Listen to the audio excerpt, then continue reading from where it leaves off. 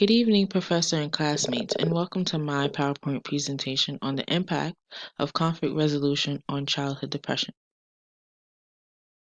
Now, childhood depression has many contributing factors, which include social media, peers, personal life, academics, and economic status.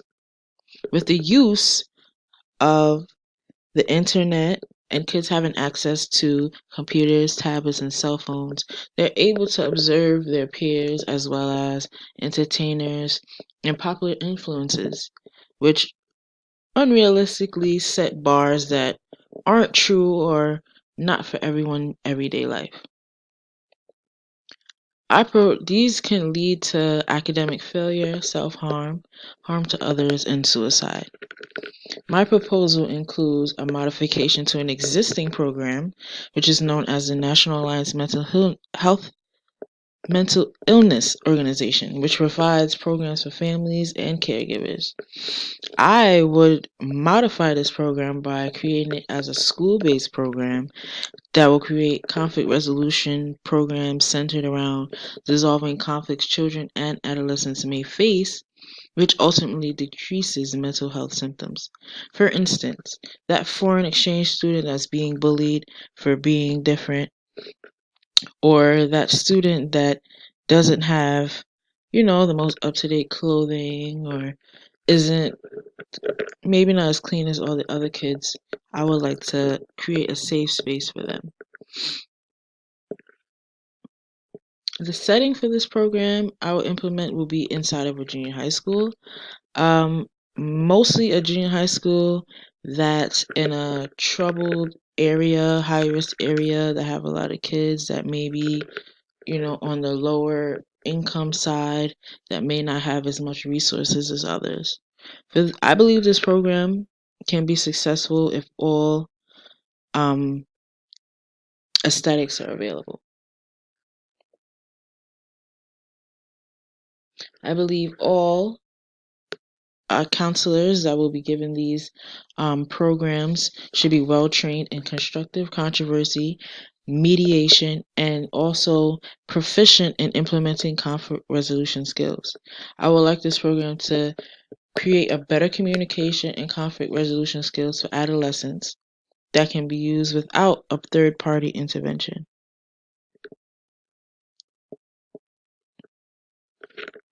I believe if parents became more involved in a child's social setting, they will become more aware of their child's mental health status. So the first lesson I would discuss amongst counselors and parents should be constructive controversy. Johnson discusses constructive controversy, in which represents when a person's ideas, theories, or opinions may be opposition to someone else's. At this point, the opposing parties get together and find an agreement. I also believe that counselors and parents must understand that adolescents are capable of resolving conflicts. Sandy presents that the role of conflict in which demonstrates adolescents are able to view parties in conflict from a third-party perspective.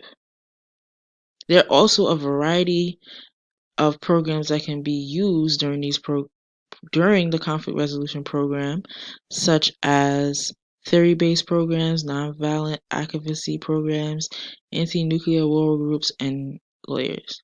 These are all school-based conflict resolution programs in which are used to resolve conflicts, which is presented by Johnson & Johnson.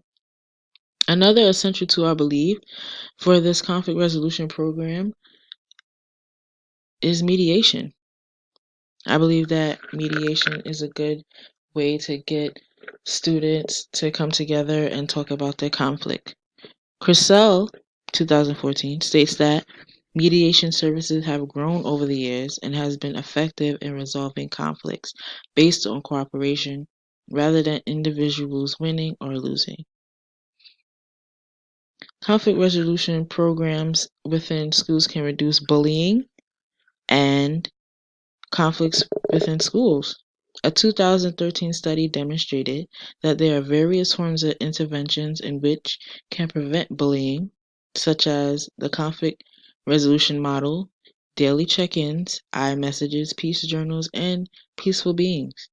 In addition, this study indicates that by modeling conflict resolution skills, children learn how to show how they feel and how they learn how to handle conflict in a positive manner.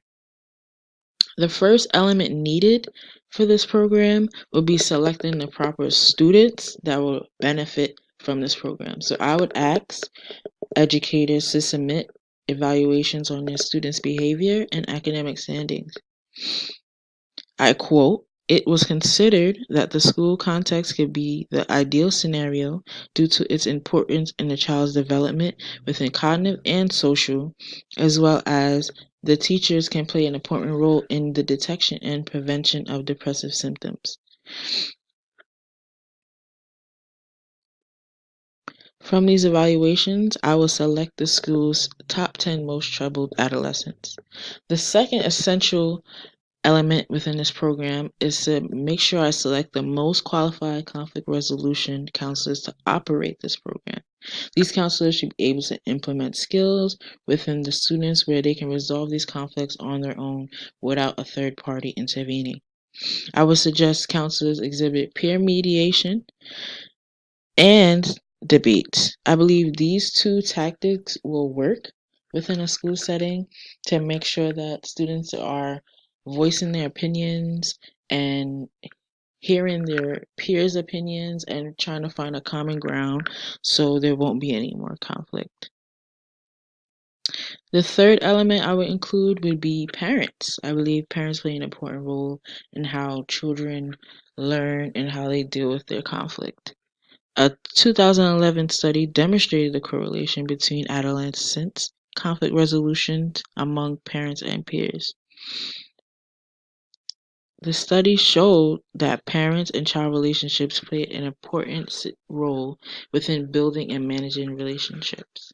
I believe students will incorporate these skills learned better if it was practiced within their school setting as well as their home setting. In conclusion, I believe that childhood depression can eliminate the use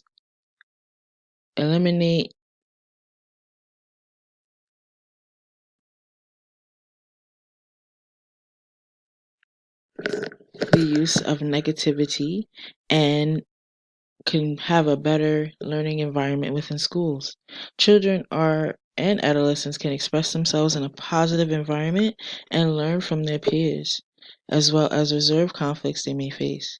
This may be an adjustment for students, counselors, as well as parents, but the skills and the strategies that they'll learn here will last a lifetime.